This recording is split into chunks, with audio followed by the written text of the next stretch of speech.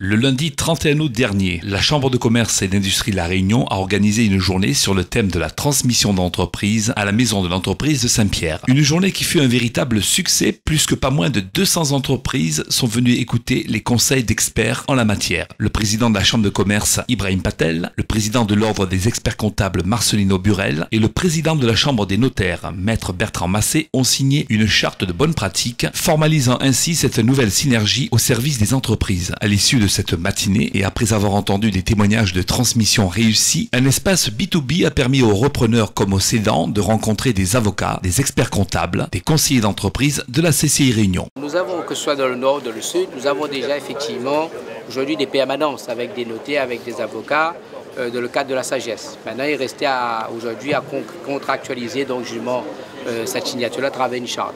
Mais la charte, c'est une chose, mais la faire vivre, c'est autre chose. Donc pour nous, il est très important de faire vivre cette charte dans l'intérêt effectivement de nos ressortissants.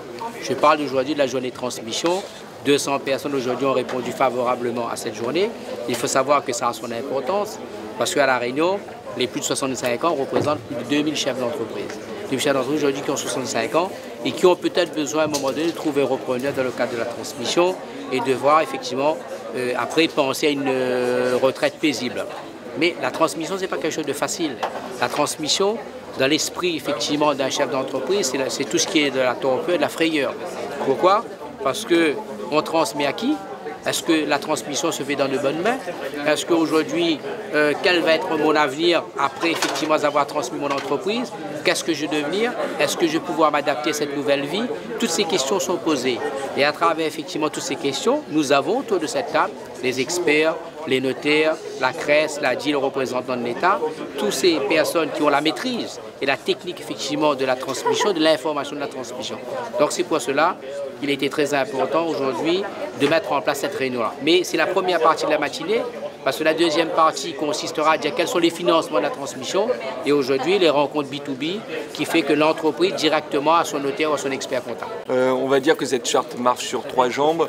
L'objectif, il est de proposer aux chefs d'entreprise sous l'égide de la Chambre de commerce un partenariat ou plutôt une expertise à la fois comptable et juridique permettant la transmission de l'entreprise, permettant à ce que cette transmission se fasse dans les meilleures conditions possibles, le maintien de l'emploi, et le premier objectif évidemment, le maintien de l'entreprise, et puis la réussite de cette transmission pour l'entrepreneur en place qui peut-être va constituer sa retraite ou un complément de retraite, et pour le repreneur qui va,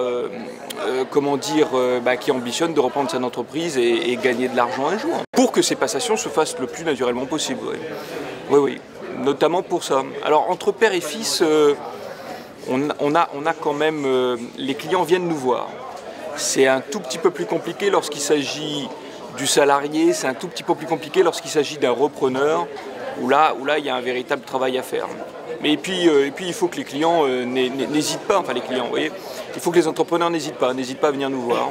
Ils peuvent venir nous voir directement, ils peuvent venir nous voir par l'intermédiaire de la Chambre de commerce et d'industrie et des permanences qui sont mises en place. Voilà. Nous, ce que propose la Chambre des notaires, c'est de s'engager plus loin dans le cadre d'un parcours coordonné, presque labellisé, dans lequel on dirait, ben voilà, vous êtes passé par la Chambre de commerce, vous êtes passé par les notaires, vous êtes passé par les experts comptables, et donc c'est un gage d'analyse technique, juridique et sociale qui aurait été fait convenablement et qui permettrait peut-être de lever des fonds auprès de les banques plus facilement. Voilà, c'est l'ambition qu'on a en tout cas.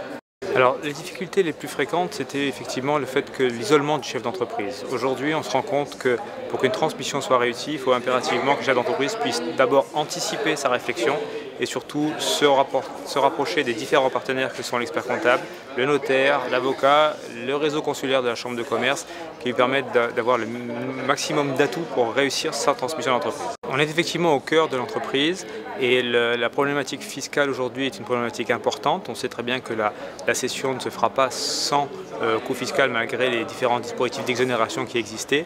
Et donc lorsque le chef d'entreprise souhaite anticiper et préparer sa transmission, il faut également se poser la question de combien va coûter cette transmission et donc de la préparer. C'est pour ça qu'en étant proche de notre client qu'on suit tout au long de l'année, on peut l'aider à anticiper et à préparer cette transmission au mieux. Effectivement, un peu de psychologie dans la mesure où l'entreprise représente une part importante de la vie du chef d'entreprise et c'est un petit peu son bébé. Il a toujours du mal effectivement à le lâcher à terme.